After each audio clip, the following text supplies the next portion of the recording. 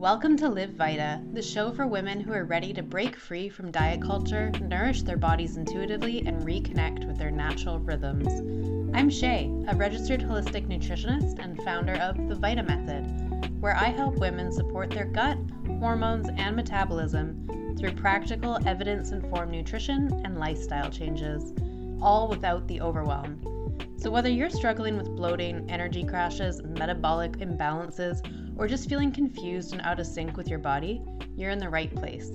Here we'll talk about real nourishment, metabolism, slow living, and everything in between. I'm so glad you're here. Let's dive in.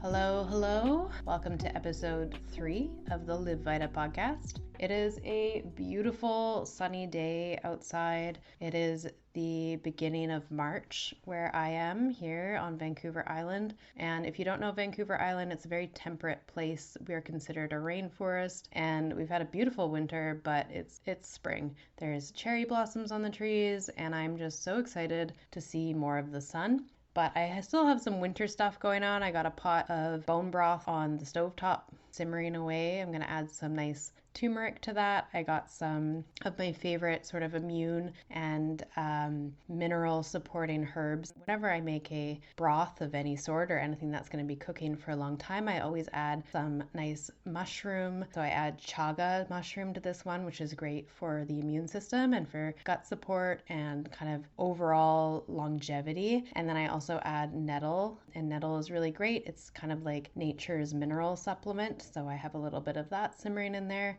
And we'll be adding some turmeric later for some anti-inflammatory properties. And it's just nice to have that kind of cooking away while I sit here and admire the sunny day outside and record my podcast for you. So today's episode is all about breakfast. And if you have read my free guide, Rewild Your Gut in 7 Days, you will see that I have a page all about breaking the fast and why we need to eat breakfast and why breakfast matters. It's especially important for women, I think. I think because of the way that men's hormones operate, they can get away a little bit easier with longer fasting windows. And if you don't know, most scientific research is done on men and men's bodies. So there's not as much research available about women and women's bodies and our hormones. Whereas men have a diurnal cycle, they have testosterone rise in the morning, fall in the evening, that repeats every day. We have an infradian cycle, and that is on a 21 to 35 day span of time, which of course is our menstrual cycles. And that changes a lot about our hormones at any given time in the month. And breakfast is a big factor in supporting our hormonal health. So let's get into it. Why does breakfast matter? What's the best way to fast? Should we fast? Let's talk about it. So what are some of the benefits of eating breakfast when it includes a protein and healthy fat? Some of those benefits are going to look like better blood pressure, a reduced risk of depression, improved management of hormonal imbalances and insulin resistance, improved metabolism and ability to burn fat, and a more balanced mood due to reduced cortisol levels. Now, if you listened to my last episode, I talked a little bit about cortisol. We talked about the gut-brain connection, gut and mental health, gut and stress. Cortisol is very misunderstood. We need it for life, but when cortisol is dysregulated, it creates all sorts of problems in our bodies. So many problems. So for women with hormonal issues like PCOS, eating breakfast can actually be life-changing. There was one study that found that women who made breakfast their largest meal of the day experienced a remarkable 54% reduction in insulin resistance and a 50% decrease in free testosterone levels. So this is like game-changing if you have PCOS. But in general, just eating breakfast is going to be so beneficial for your body. However, we live in this kind of time where fasting has become really popular, and there's a lot of good reason for that. Fasting is really good for a whole bunch of things in our bodies. Fasting triggers autophagy, and that's the body's process of breaking down and recycling damaged cells. So we don't want damaged cells hanging out. If you listen to my last episode, I was talking about how like you can imagine this wall in your body, right? The defensive system, your fortifications, and if there's holes in that wall, then bad guys are going to get in and you don't have enough little soldiers to keep them out. It's similar with other cells. Like, we don't want our cells breaking down because it lets bad things in, and it also contributes to the chronic stress and chronic inflammation in the body. And that's an inflammation that you don't even see. It's just happening inside of you, right? So we want to make sure that we're getting cellular repair and that our bodies are regenerating properly. Another benefit of fasting is improved insulin sensitivity. So short-term fasting can actually enhance insulin function and reduce the risk of type 2 diabetes. This is in part due to just not having lots of insulin spikes. The more that you have these sort of insulin spikes, the more resistant your body becomes to that information. It's like, oh yeah, whatever, like, yeah, sure. Like, you know, when you hear something over and over and over again, you just kind of tune it out. It's kind of like that. So we want to put in gaps, right? Like, if you only hear something sometimes, you're more likely to pay attention to it. Whereas if somebody's just repeating something to you all the time, you're like, okay, I'm ignoring you now. That's what your body does with insulin. And so having little gaps of short-term fasting can actually enhance insulin function because your body's like, oh yeah, I'm gonna be receptive to this. I'm gonna listen to this. Fasting can also be really beneficial if you have a lot of inflammation in your gut. So it allows your gut time to rest. It gives your microbiome time to sort of rebalance and regulate themselves, and that can improve your intestinal barrier function. So again, if you listen to my last episode, I talked about how fast your gut regenerates and how these cells can actually regenerate quite quickly, but we need to allow them periods to do that, and we also need to give them the right factors to build. Fasting is also really beneficial for brain health. Brain-derived neurotropic factor, BDNF, it supports cognitive function and neuroprotection. Again, in my last episode, I talked a lot about brain inflammation and the connection between the gut and the brain. So allowing periods of fasting and rest can actually help regenerate the brain. This is really beneficial too overnight. So overnight, your brain actually has its own lymphatic system. If you don't know the lymphatic system, it basically is the system of fluid in your body that drains sort of like toxins and byproducts out of your body to the waste systems. So your brain has its own system for this called the lymphatic system, and it becomes more active at night when we're sleeping. So making sure that we're fasting when we go to sleep really gives the brain a chance to do the work it needs to do for cellular repair, while also allowing our guts to rest and everything else to kind of operate on an optimal circadian rhythm. So this gets right into why evening fasting is better and why we want to be eating breakfast. So modern culture has it backwards. We don't want to be skipping breakfast. Yeah, it's really convenient in this like stress demand culture that we live in where it's like, I gotta get up, I gotta go to work. Yeah, super convenient to skip breakfast. Who needs it? But actually, you're just setting yourself up for a big crash later on. And again, this podcast is for women primarily. Like, I primarily work with women. I think men can get away with this a little bit better because of how the testosterone cycle works. But in general, let's do things that are in our biology, right? It is in our biology to wake up and see the sunlight, move around a little bit, get hungry, eat food. And when we do the opposite, we wake up, we don't see the sunlight, we rush outside, we don't eat. You know, it's like we're just setting ourselves up for some internal chaos. So like I said, your metabolism actually follows a circadian rhythm.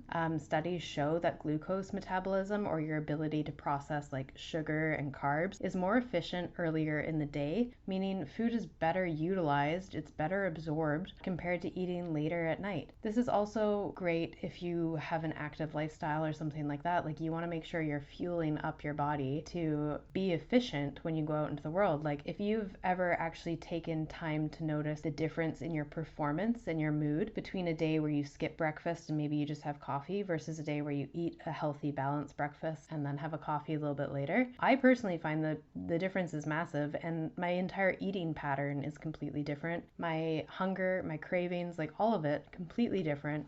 When I skip breakfast, my hunger gets very dysregulated, and it's like I'm hungry, but I don't really want to eat, and food's kind of like ick. And then later, I'm like so hungry, and then I eat too much, and then I feel gross. Whereas if I eat breakfast, I'm like just chilling, and I'm like, I feel good, you know?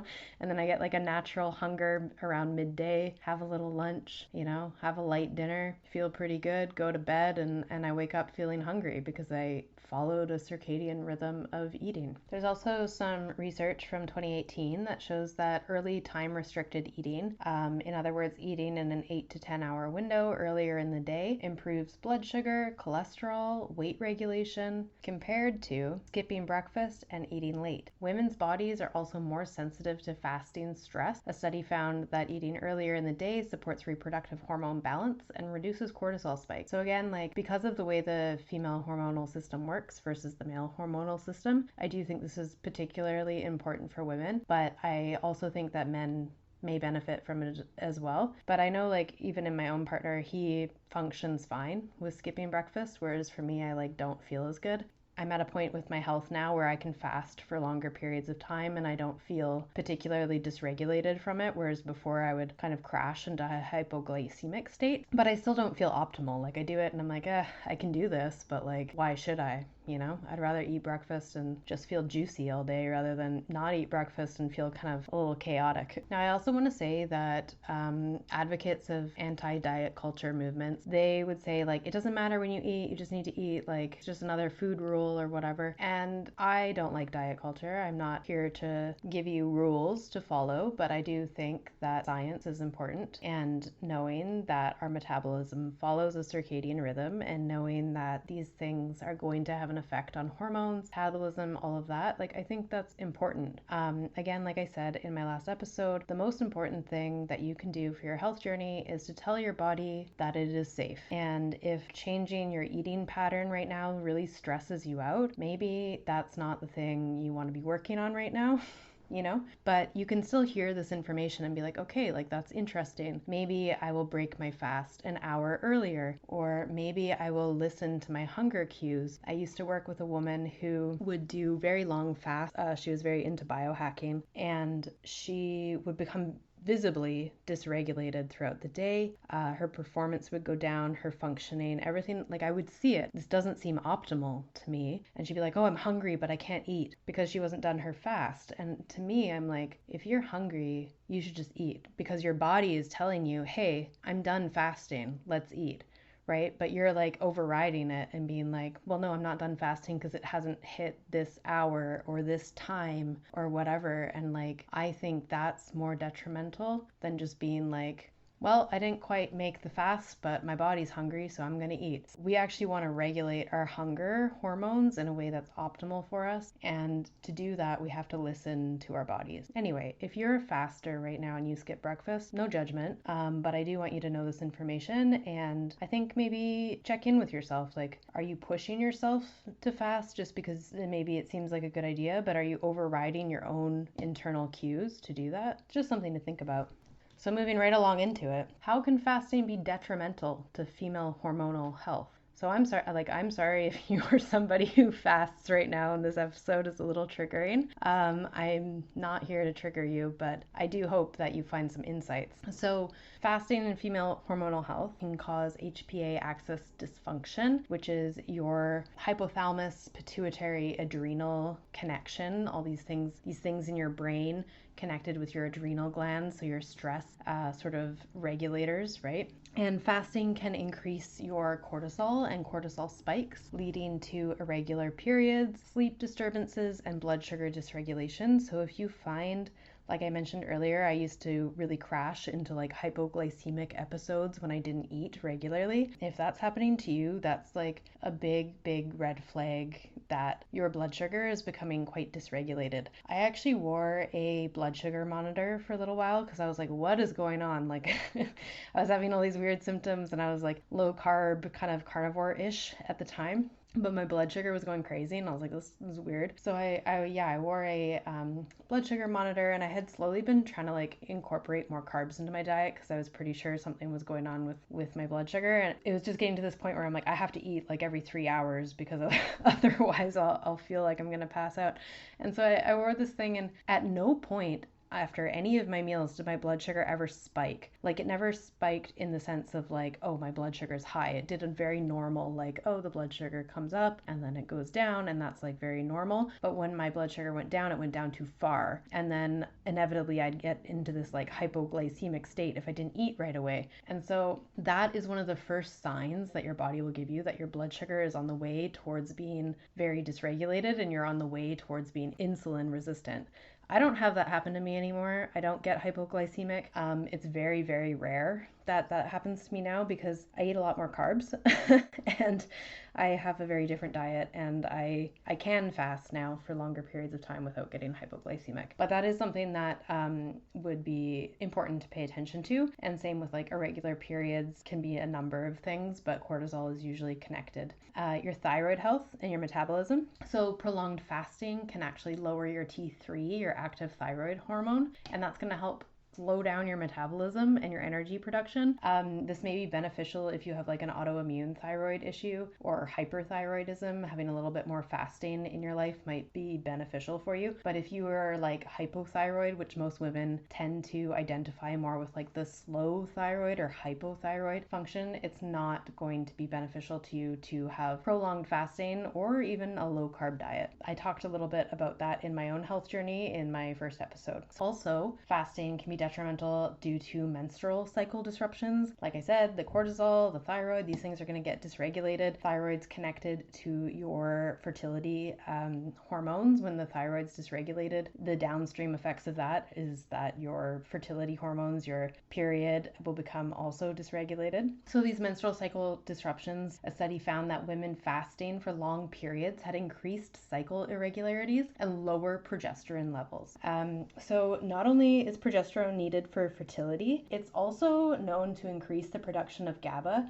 We talked a little bit about that in the last episode. GABA is a neurotransmitter, and that promotes sleep and also enhances mood by inducing feelings of relaxation and well-being. So a decrease in progesterone levels will result in lower GABA levels, which can contribute to symptoms of anxiety, sadness, and depression. That's also connected with your gut health, which we talked a little bit about in the last episode. And again, relating back to cortisol and blood sugar, women in general have a higher susceptibility to hypoglycemia, meaning skipping breakfast can cause these blood sugar crashes or like blood sugar roller coaster and mood swings. So if you find like, oh, I skip breakfast and I have coffee and then I'm like anxious and then I'm depleted and then I'm like jittery and like, you know, your mood's all over the place and you're just all over the place and you feel like scattered and chaotic and you're not eating breakfast, please eat breakfast and then evaluate, hey, does this help? And when we say like eating breakfast, I don't mean eating like a high carb breakfast. I mean eating like a balanced breakfast, like some protein, some fat, some fiber, and like maybe some like carbs in there as well. Usually most foods that have fiber in them also have carbohydrates in them. So, you know, you can kind of hit both in one go, but especially having the proteins and the healthy fat first thing in the morning, very important hormones and very important for regulating cortisol and avoiding this sort of like blood sugar roller coaster. Another sign that your blood sugar is becoming dysregulated before it reaches the point of like hypoglycemic states is, do you get anxious? And then do you find your anxiety is fixed once you eat some food? That is a huge sign. So if you're like, oh my God, I'm so anxious, blah, blah, blah, and maybe you don't even realize how anxious you are, but you're just kind of like anxious mode, like you're just like scattered and running around and trying to do all the things, and you're just jittery and like thinking a mile a minute, and then you like finally stop. Maybe somebody you work with or somebody tells you like, hey, have you eaten today? And you're like, oh no, I haven't. And then maybe you eat, and then after you eat, you like chill out. That is a big sign that your blood sugar is getting dysregulated. I've worked with women like this, and I've been their manager, and I just watch them, and I'm like I said in episode 1, I have worked in restaurants, in like fine dining kind of places, and like there's a lot of people who don't eat who work in restaurant, servers, because again, it's a job where you can't really sit down and take a meal. But I really encourage them to eat food because I see them get scattered and chaotic and anxious, and they aren't performing well. and I'm like, have you eaten? And they're like, no. And I'm like, go eat. And then it's like they eat food, and then suddenly they're chill, they're performing, they're not scattered, and I'm like, okay, like your blood sugar is now okay. It's a big deal. If you relate with any of that, like try eating breakfast, something satiating with protein and fat, a little bit of fiber, a little bit of carbs to get you going. See how it goes. So if you're like, but I still want to fast, I want all those benefits of fasting, but you're telling me that I can't fast and skip breakfast. I'm not telling you can't fast. I'm telling you to eat breakfast. So there's actually a lot of benefits for doing 12 to 14 hour fasts. And this can work out very, very well, because consider this: if you stop eating your meal 2, 3, 4 hours before you go to bed, you can easily hit a 12 or 14 hour fast overnight. And again, this is going to be really beneficial to promote gut health, cellular repair, improve your insulin sensitivity, but it's going to be short enough that it's not going to create all the hormonal stress. There is evidence of this in a study published in 2019. So you really don't have to do these crazy 16, 18-hour fasts all the time to get the benefits of fasting. We really just want to take a little break. And then if you want to do longer fasts occasionally, you can do that as well. If you stop eating dinner by 5 p.m., 6 p.m., 7 p.m., what works for you, right?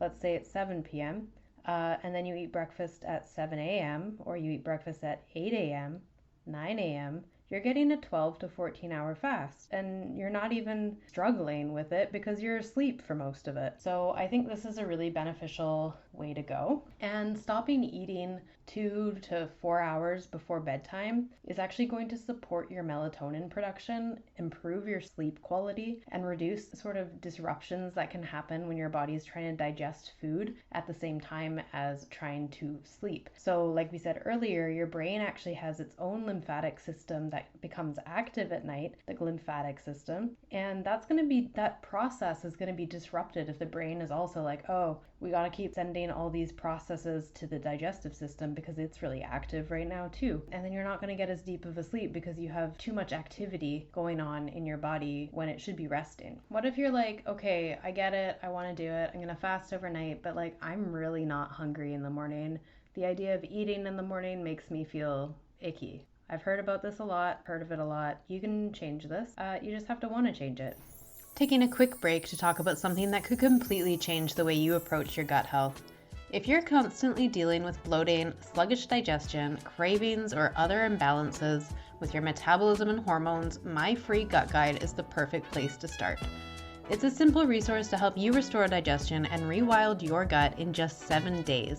This will get your well-being right back on track.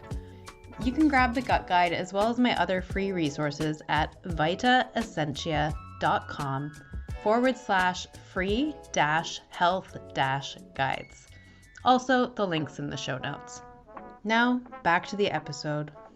But here's some reasons why your appetite might be low in the morning, and also how to fix it. So the first one is high cortisol in the morning.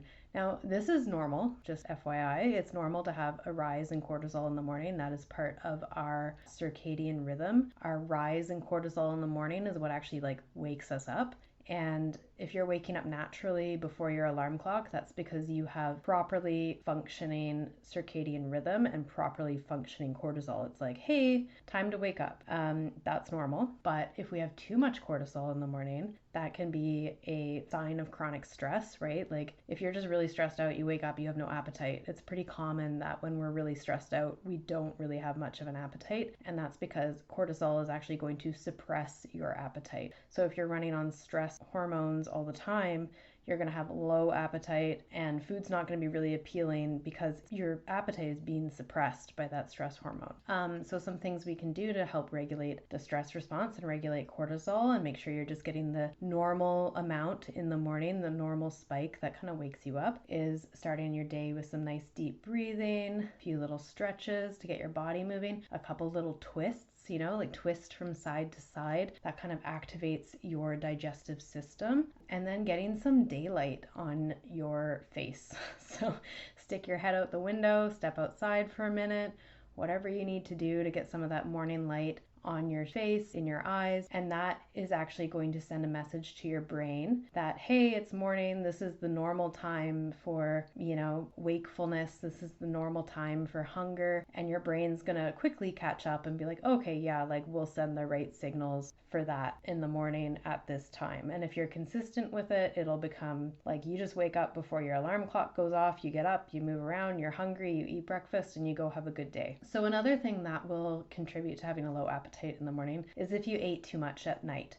So late night eating or eating like a really big meal late in the evening. I've found this myself if I like go out to a family celebration or something and I like indulge and I eat a lot and drink a lot and stuff, and like I don't sleep well, I sleep terribly. The next day I'm not really hungry until, midday or something like that. So yeah, late night eating will delay your morning hunger and it'll just disrupt your digestion as well as your sleep.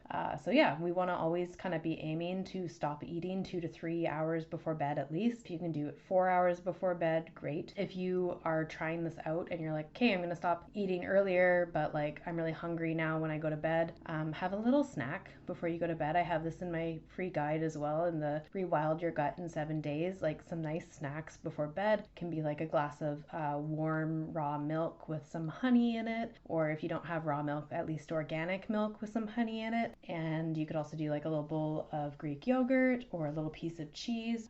Even just a little tablespoon of honey can sometimes just be enough glucose to your body to make your body be like, oh, okay, like we're not starving, we're okay. And raw honey is actually not going to spike your insulin. So that is one thing that is like a carbohydrate, simple sugar that is not actually going to mess with your insulin levels if you're just having a little bit of that before bed. So other things that can contribute to a low appetite in the morning: poor gut health and dysbiosis in general. We talked a lot about this in the last episode, but an imbalanced gut microbiome can interfere with ghrelin. Ghrelin is one of your hunger hormones, and that can end up suppressing the appetite as well. So overall, improving our gut garden with probiotics, fermented foods, bitter things, kind of stimulate digestion, that can be really beneficial. Another thing that is common is a lack of morning hydration. So let's start our day with a little bit of room temperature water. So when you wake up in the morning, your digestive system takes a little bit of time to get activated. It's been dormant all night, hopefully. It's been resting, it's been regenerating as you sleep, and there's no food in there. So when we get up, we want to activate our digestion, doing some movement, some of those twists. That's going to help kind of move everything around and be like, hey, we're awake now, like let's get going. But the next thing that we want to do is we want to rehydrate, get more water and more fluid into our system. So we're going to hydrate with a glass of room temperature or warm water. And one of my favorite things to do, because like I said in the last episode, I'm kind of lazy. I like to use tinctures in my water. You can do some fresh lemon, some fresh fruit, some herbs. You can throw whatever you want in your water to get it a little bit more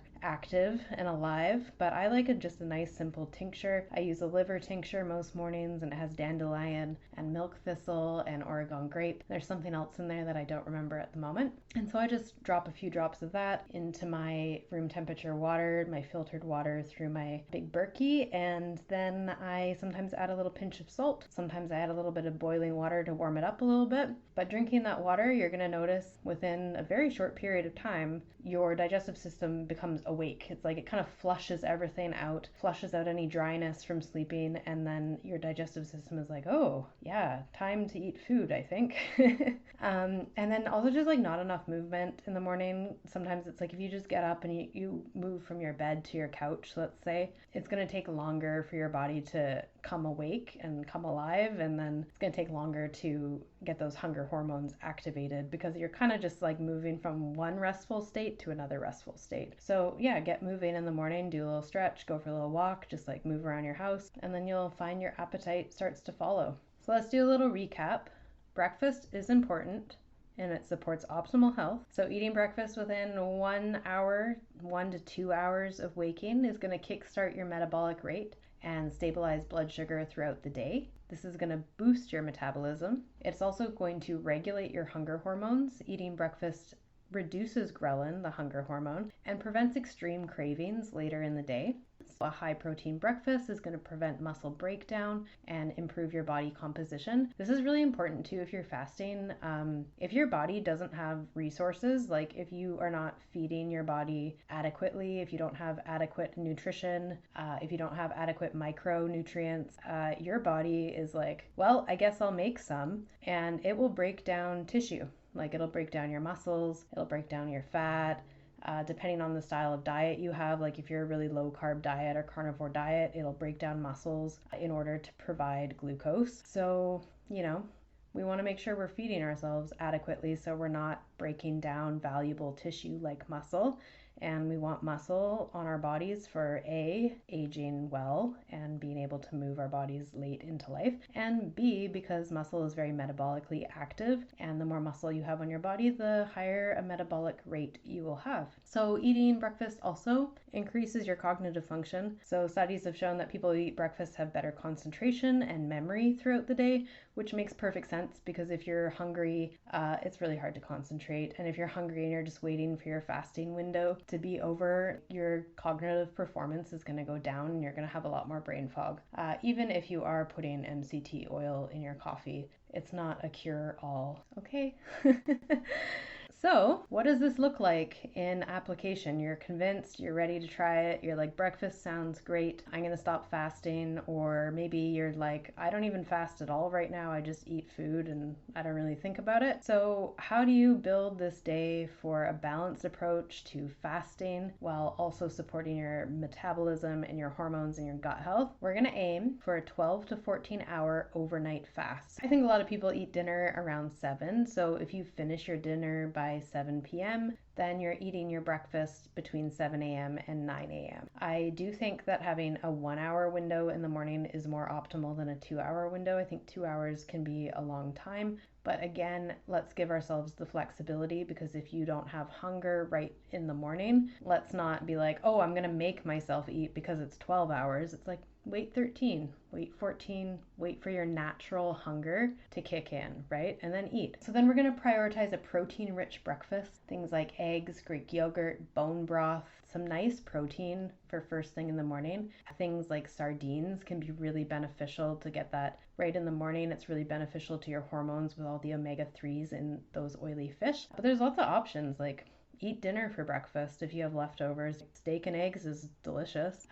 You don't have to have breakfast food for breakfast, but we want to make sure we're focusing on protein and some healthy fats, and as well as seasonal foods. So eating a bowl of like summer fruits in the winter doesn't make a lot of sense to your body. And the same thing with having like a cold smoothie when it's dark and cold outside. These things don't actually make sense on a biological scale, but they can be really convenient. And like if you're choosing between berries and like processed cereal, always go for the berries. Like just do it, it's fine. Fruit isn't bad for you. But like if we're talking about optimizing our circadian rhythms and eating in a seasonal kind of way, then we want to eat seasonal foods. So winter breakfast would be like higher in fats and proteins, maybe some leafy greens or roasted roots as a side for your fiber and your carbohydrates, where summer breakfast would be lighter, fresher, more fruits, more like things that are growing in season. But again, like this isn't a food rule, it's just eating seasonally. And if you're like, oh, I don't know what to eat, I'm confused, like just start where you're at. Like just focus on like fruits and veggies and protein. Doesn't matter if it's in season, who cares? Like just start where it's comfy for you. Like we're not putting pressure on ourselves. We're not trying to like do it all, It's like just start with what you can actually do and start with what feels like approachable and easy. So a bowl of fruit and it's wintertime, that's okay. It's not gonna like mess you up. It's like you'll be fine. It's better than not eating breakfast, and it's better than eating like a bowl of processed cereal that doesn't give you a lot of nutrition. So again, we want to include healthy fats and fiber with our breakfast, and this helps stabilize blood sugar. Most protein sources, like if you're eating animal proteins like any red meat or like juicier cuts of chicken or turkey, most of those are going to come with healthy fats already, so you don't really need to add a whole lot of fat to your diet. Eggs, of course, are like a wonderful source of fats and proteins. And then fibers leftovers from fermented foods, seasonal fruits or vegetables, or like long fermented sourdough where it's really been broken down for a long period before being baked into bread. Those can be great options, great for your gut and delicious as well. So again, we want to eat within 1 to 2 hours of waking up. I think within 1 hour is the best, but like I said, we want to follow our actual hunger cues. So we're not following the clock in the sense of it's this time I have to eat, but I'm not hungry. We're following our internal hunger cues, and that can be really difficult if you're not used to knowing what true hunger feels like. But ultimately, don't make yourself do something if it's really off-putting. If you're like, I'm really not hungry, I really don't want to eat, just wait a little while until you're hungry, but then make sure you eat when you're hungry. Don't override that and be like, oh, I'll eat later even though you're hungry now. Try and listen to your body and eat when you're hungry. But optimally, this looks like eating within 1 to 2 hours of waking up. And then when we wake up, we want to sync with the natural light outside. Exposure to morning sunlight can increase your appetite, regulate digestion, and improve your mood. If you are up before the sun, which a lot of us are, it's a little bit more tricky. But you can start off by warming up your space with some soft lighting, things like salt lamps, candles, things to kind of just tell your body like, hey, the sun is coming up, even though maybe it's an artificial sunrise because you're using light in your house, but just kind of giving your body that signal of like, we're slowly rising, the light is improving, it's getting brighter, and then hopefully by the time you've had breakfast, maybe you're going off to work, by the time you step out of your house, you're getting some natural light. So between those two things, you're gonna sync up your rhythm. And now finally, we want to stop eating 2 to 3 hours before bed. So you've had your breakfast and you're on your way. We want to make sure we're having a midday meal. Now, I typically recommend people having 3 meals a day, but if you can't do that, maybe 3 to 4. Sometimes you need a snack. But let's say we're doing 3 meals a day. You want to have your midday when your hunger dictates it. That should look like 3 to 5 hours after your breakfast, depending on, the type of food you had for breakfast and how much activity you've had for the day. If you're really hungry within like 2 hours of eating breakfast, there's 2 things that are going on. 1, you didn't eat enough, and 2, your hunger hormones are dysregulated. You'll just need to slowly, patiently work on improving that. So with dinner, we want to stop eating 2 to 3 hours before bed. That's going to support your melatonin production, improve your sleep, let your digestive system rest, let your brain kind of repair itself and remove inflammatory, aspects from itself. And then finally, we want to focus on ancestral and whole foods. Like I said, eating seasonal nutrient-dense foods is going to provide optimal nourishment for your body, as the food itself, when grown in season, has more nutrients than food grown out of season. There's actually a lot of research on this, and it's really interesting. So if it interests you, I encourage you to look it up. But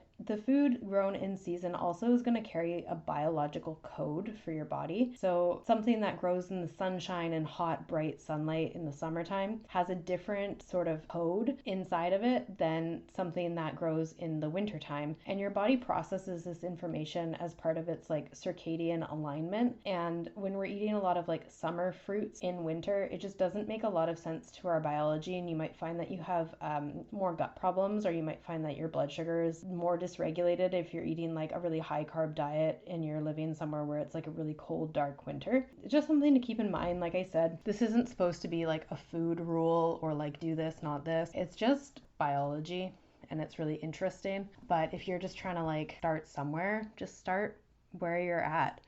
And like, what looks tasty to you? Like, is it a bowl of blueberries? Is it some bananas, like caramelized bananas on some Greek yogurt? Is it bacon and eggs, some sauerkraut? Like, what kind of tickles your fancy? What interests you? What looks appealing to you? And just make sure it's like a fresh food. We want to be buying produce. We want to be buying fruit, veggies, proteins, eggs, like different things like that to make up the bulk of our diets.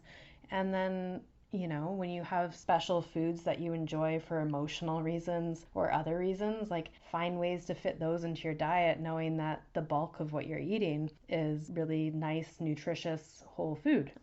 So if you are trying to eat a seasonal diet, it's going to be relative to the environment that you live in. So here in Canada, a seasonal diet in the snows of the prairies is going to look a lot different than the temperate rainforest of the southern west coast. So the way I eat is going to be very different than the way another Canadian eats if we're both following seasonal diets. And the way somebody who lives in like Costa Rica eats is going to be very different than the way that somebody who in New York eats if they're both following seasonal diets. So again, it's not like eat this and not this. It's like what makes sense for the environment that you live in. That can be really complex if you're just starting your journey. So like I said, if you're just starting to get into eating whole foods and wanting to live a more holistic lifestyle and wanting to nourish your gut, but you don't really know where to start, like just start with what seems good to you. That's the best place to start. I talked a little bit in my first episode about how I got into eating vegetables, and it was literally I worked at a grocery store. I didn't know what the vegetables were, and I just asked people what they did with them, and then I started experimenting, and that was over 15 years ago. And now I eat the way I eat, but you know, it takes time. So if you're like, oh, I want to eat this crazy, like sustainable, like local diet, give yourself some grace. It might take you some time to figure it out, and that's okay. So I hope this episode provided you with some insights on why to eat breakfast and how to fast in a way that is optimal for female hormonal health, as well as a balanced approach to just kind of building this into your own lifestyle. I'd love to know if you have any ideas for an episode or what you want to hear about. You can reach me anytime. Email shay@vitaessentia.com. Thanks so much for listening, and I hope you have a lovely day. I'm going to go enjoy a little bit of sunshine. I hope there's some sunshine where you are, and if not, just make some internal sunshine. All right, we'll talk soon.